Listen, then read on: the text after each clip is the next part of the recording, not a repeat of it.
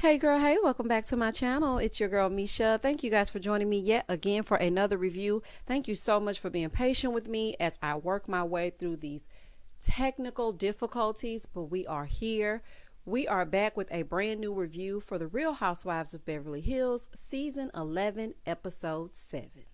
If you are new here, then welcome. If you are back for a second or third time, then welcome back. Please do not hesitate to like, comment, and subscribe to my channel if you get anything out of the content. Honey, no pressure. And also, don't forget to hit that notification bell so that you will be updated each and every time I upload a video. Now, child, let's get into it if we gonna get into it.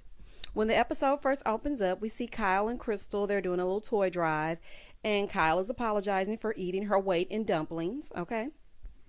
Dorit and her husband are discussing her being away or him being away, I think, and they want to get a life-size poster of her. Okay. You know how they do those holograms at the concerts when the people are deceased, and like Tupac? I guess that's what they want to do with Dorit. Rinna is over there doing a commercial for a product, and then we see Erica is being scooped up by Sutton in her regular schmegular neighborhood in Sutton's divorce Bentley. And I was like, look at this neighborhood, honey. It looks like Mr. Rogers about to pop out. Is this Mr. Rogers' neighborhood, Erica Jane? I'm just kidding. So Sutton rented out a spa, right? And so when they come in, she's like, you can go ahead and take your mask off because this is just going to be just you and I rented out the entire place. And again, where are my rich girlfriends? Okay, hopefully I'll be the rich girlfriend that can rent out the spa and you guys can hang with me. How about that? So she's giving Erica a care package of treats, okay? And there's all kind of goodies in here for her to eat to her heart's content. So she's like, yeah, I really know how you feel because getting a divorce is really hard. And then when there are rich people involved, it's really hard. Well, girl, try going through it like me, broke, and trying to figure out how you gonna keep your kid, honey. It's even worse, child. If y'all don't split up those Bentleys and those Rolls Royces, honey, and stop fighting over who gonna get 5.2 million instead of 5.3 million, girl, welcome to the real world. Anywho, so Erica's like, you know, I just remember how mean Tom was, and I just haven't spoken to him. Interesting. So in the next scene, we see Crystal putting in work doing kickboxing, right? And she said she got into kickboxing when she was trying to get her baby weight off. And she's always had body image issues. And so this is a way for her to just stay on top of things, right?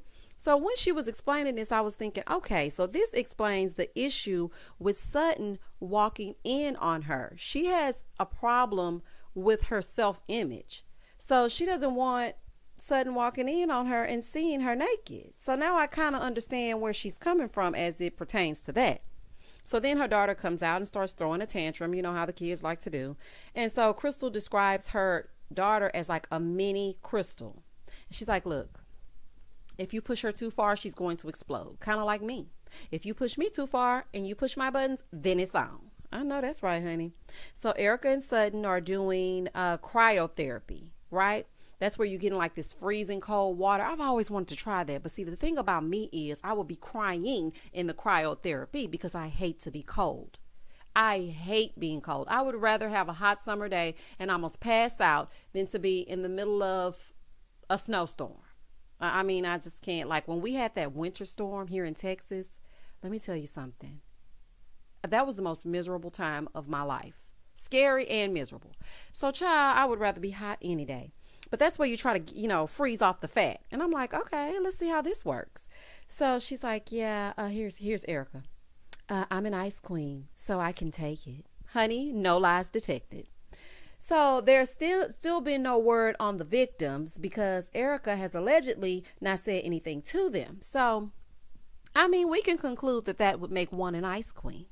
So Sutton asked if she was mad at Tom for not coming to her to see her in New York for Chicago, right? She's like, yeah, because I would have been pissed. Here goes Erica. You know, and this is in her confessional. Your wife loved you and you funded me. Funded? That's an interesting choice of words. Funded. At what cost? Honey, it all comes back to money. She said, you know, I just really don't understand why he wouldn't come and see me. I mean, it's trust. She was like, yeah, I was the lead and he didn't even come. He didn't come and then I had to defend it. So then they show a clip of her at the reunion, right? And they're like, so here's Andy asking the question. So Crystal, like, how did Tom like you in Chicago? Was he able to see you?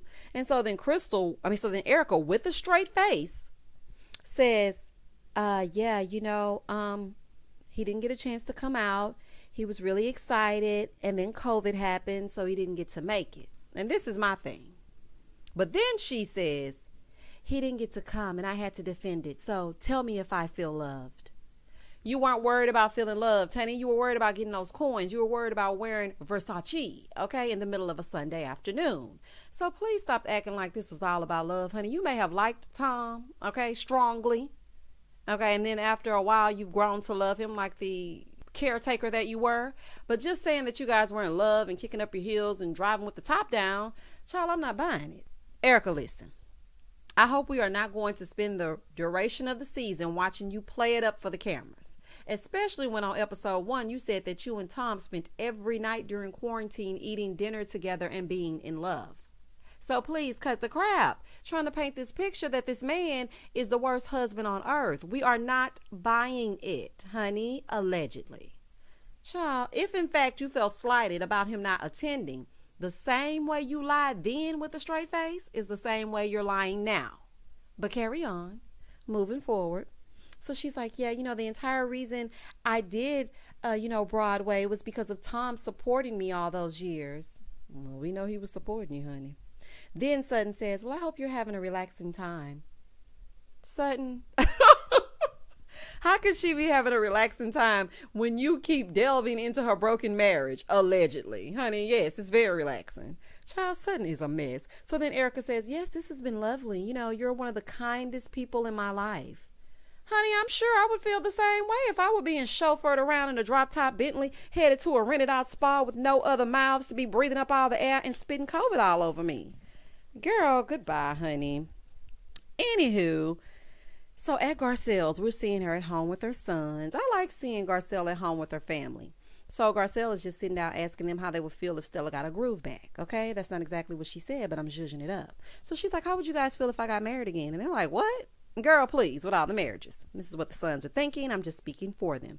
So they said, why would you want to be married? You love us and you don't need anyone else to love. Aww. Boys really love their mommies.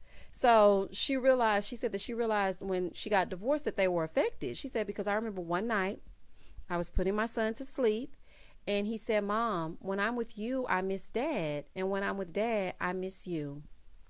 Oh, listen, divorce is really, really hard on children. It does take as much of a toll on the kids as it does the adults, if not more sometimes.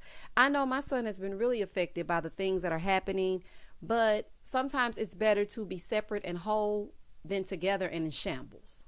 Because I'm not about to have a 4-alarm fire every time I walk into my home. I want to be at peace when I come home. That is a place for peace. The outside world is rambunctious and tumultuous enough. We don't need it when we come inside. Child, that's your sanctuary, honey. Get your peace on, okay?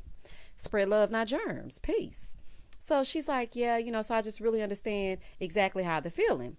And she feels like she wants to show them what real love looks like. She's like, the reason why I want to get married again is because I want to show them how a man should treat a woman and how it feels to be in love. I want them to see that. And I don't know, in a way I agree. But then in a way I'm like, well, they can see that with you just dating someone. I mean, you don't have to get married again. They can see that with the way that you love yourself. It's not always about, showing them an example of you as a couple. Sometimes self-love is the best thing that you can teach a child. Now, don't get me wrong. It should be an example for them to follow, as far as them seeing what a healthy relationship looks like so they can mimic that in their own marriages. But for me, I just feel like personally, me teaching my son self-love is much better. So then Erica goes to see Rinna. Erica, you sure are traveling a lot lately, honey. Roaming from house to house, child. So Erica said, listen, I heard a little gossip from Garcelle. And Garcelle told her that Tom was out with a 60-year-old. But Erica's like, yeah, there was no third party involved. Okay, because what about those old flip phone receipts that came out some time ago that he was allegedly cheating on you with someone that you knew for years. What happened to that? Oh, okay. She's like, yeah, this isn't the first time I've heard about it. And if he's 81 and a half years old and still out there trying to get some Hello Kitty, then hats off to you, player. Child, let me find out Tom a player from the Himalaya. Baby, Tom is a player from the Himalayas, okay? Apparently, she was out with a few guys she knew in the past, and they saw her or whatever, and the tabloids were saying that she was having an affair with these men. And she's like, listen, I haven't seen these guys in years.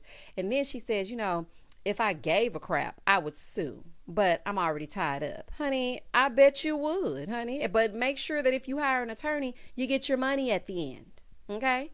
That's what the victims are fighting for. They want the attorney that they hired to actually follow through. Girl, you should not be talking about legal things, honey. Right now, you shouldn't even speak about anything legal related. So then Rinna says, well, on another note, because she couldn't wait to get this out, y'all. She could not wait. She's like, on another note, my daughter is linked to a guy named Scott Disick.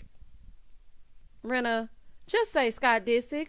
We all know Lord Disick. He's practically a Scott Kardashian. Child, just say Scott Disick. Honey, we know who he is. This is not like you just invented him and now you're telling us about him. Girl.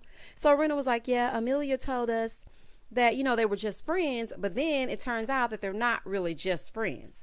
So Rinna let us know that Amelia is, in fact, seeing a guy named Scott Disick. In case anyone was wondering. So they get to this cute little shop, right, to shop for some Christmas decorations. And she's like, I could have taken a lot of things from Tom. This is Erica speaking. And put them in my tiny little home. But my tiny little home can't even compete. Emphasis on little. Okay? And that's why I'm sad. Girl. Listen, y'all. Everything Erica refers to is materialistic. I guess when she said it was expensive to be her, she meant it. That was the truest statement she's made since we've been introduced to her. Child, it's draining at this point, okay?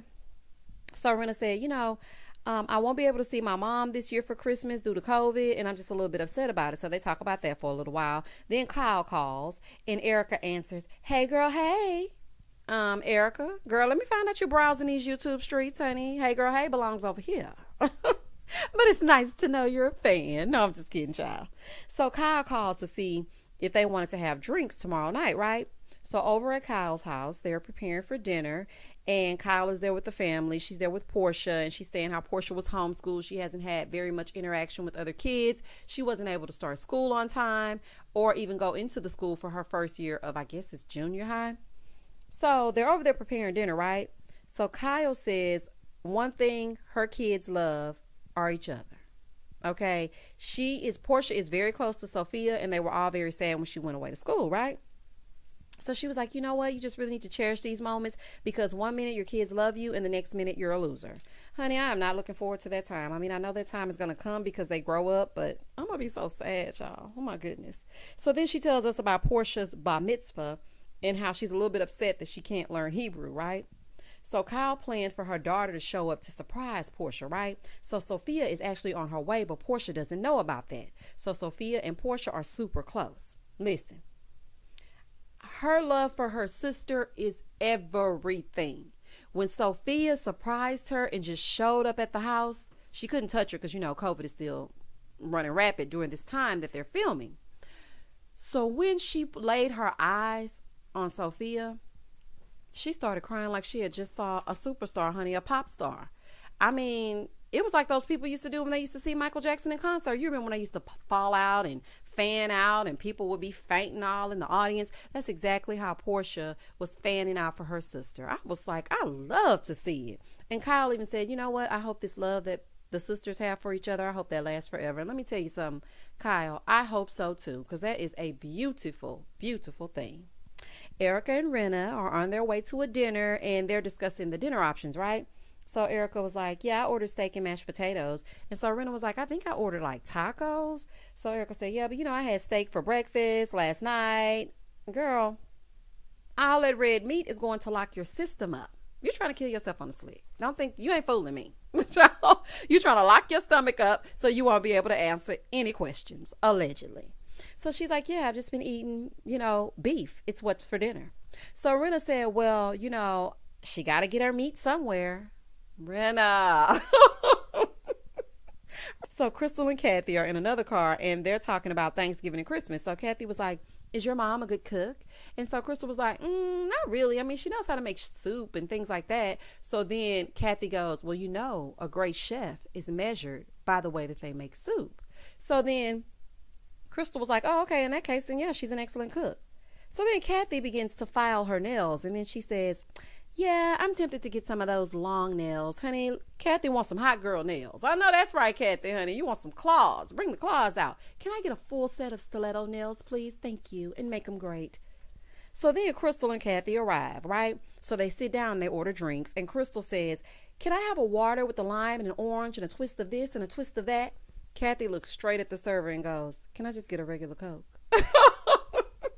Let me tell y'all something. The reason why I love Kathy is because you would think with the opulence that she is given and the bag that she is worth, that she would be a little bit more foo-foo. But the fact that she wears graphic tees and she drinks regular schmegular Coke and a Red Bull at 3 a.m. in the bed with a bag of chips and sleeps till noon is everything. It makes her so endearing. Honey, I love it. I love to see it, honey. The simple life. Shout out to Paris. That's hot. So Sutton shows up with a big bow dressed as the gift that keeps on giving. And then Rinna and Erica get there, right? So Erica screams out, because she wants attention. I have a question for everybody. So when I meet Scott Disick, do I call him Lord? Girl gone. Kyle's like, no, he's too old and he has 3 kids. Yes, he sure does, by the daughter of your BFF. Oh, child, it's getting messy. Honey, it is 6 degrees of separation for everyone. And I mean, is Scott the only man in town? Child, Scott is getting around, child. But I feel like he's going to end back up with Courtney.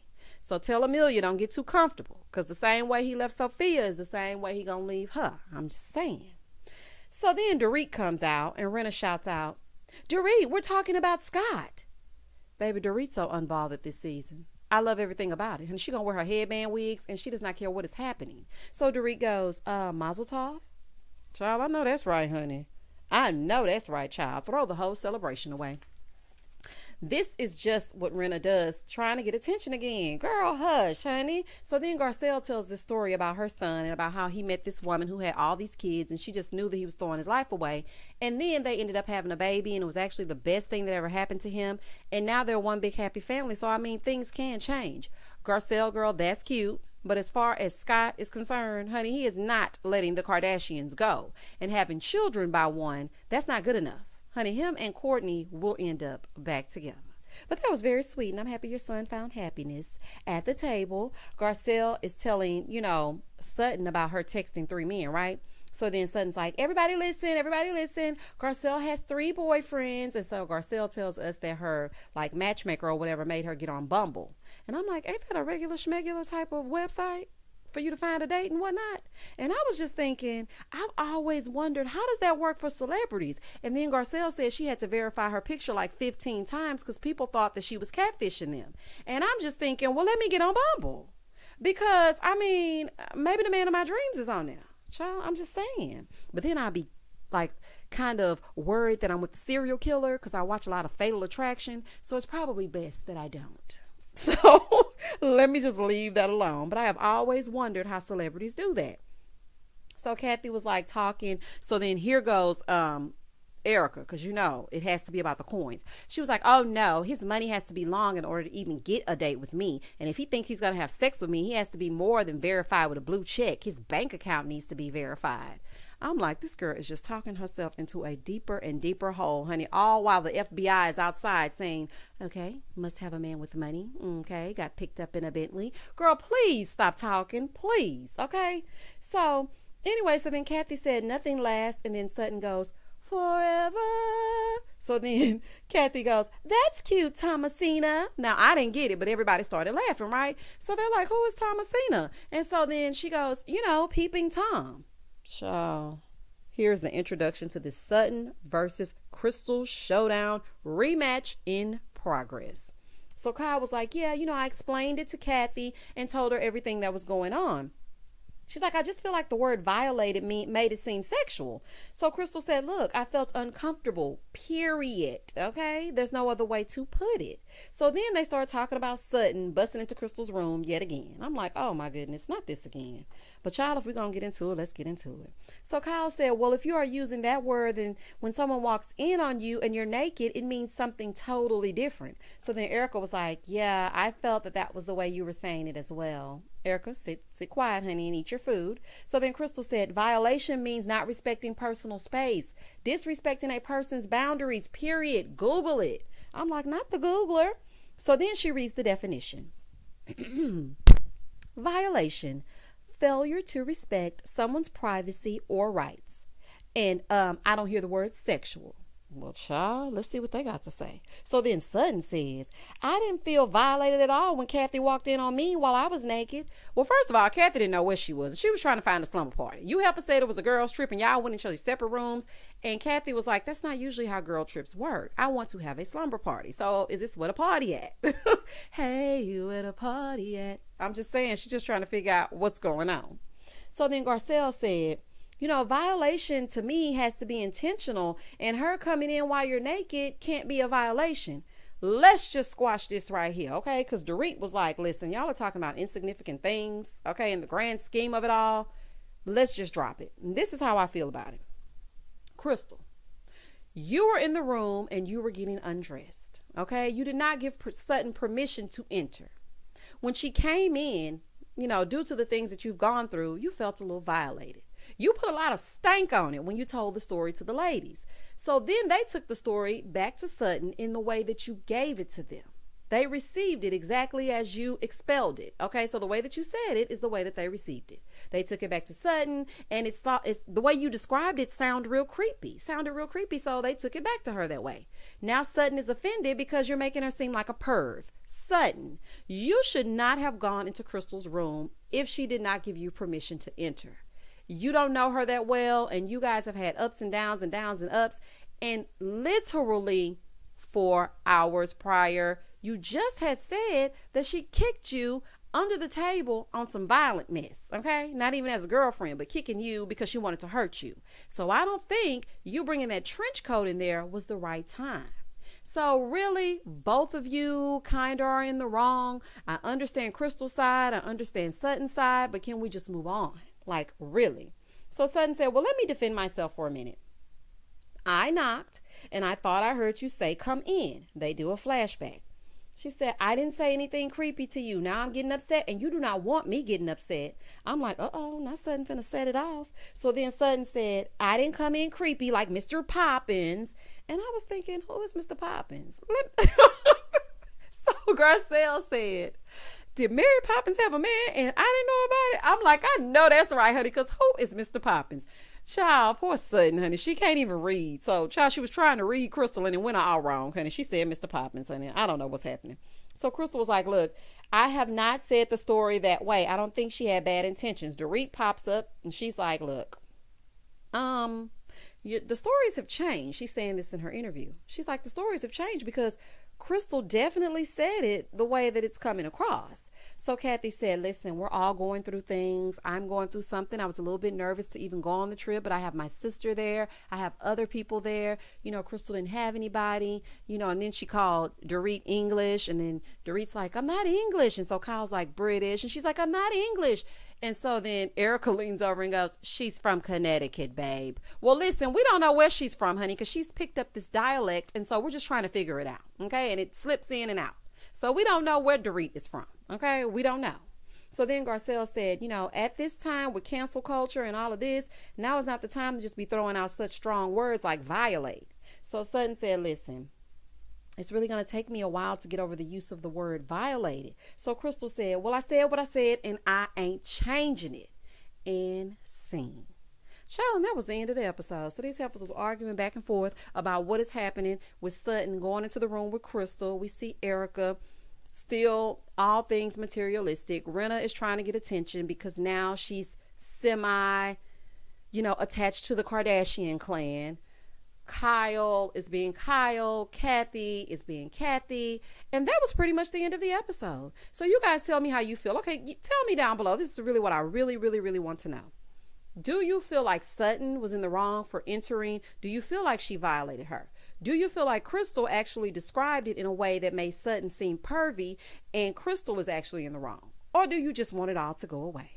Please do not hesitate to like, comment, and subscribe to my channel. As always, stay safe, stay blessed, spread love, not germs. Peace.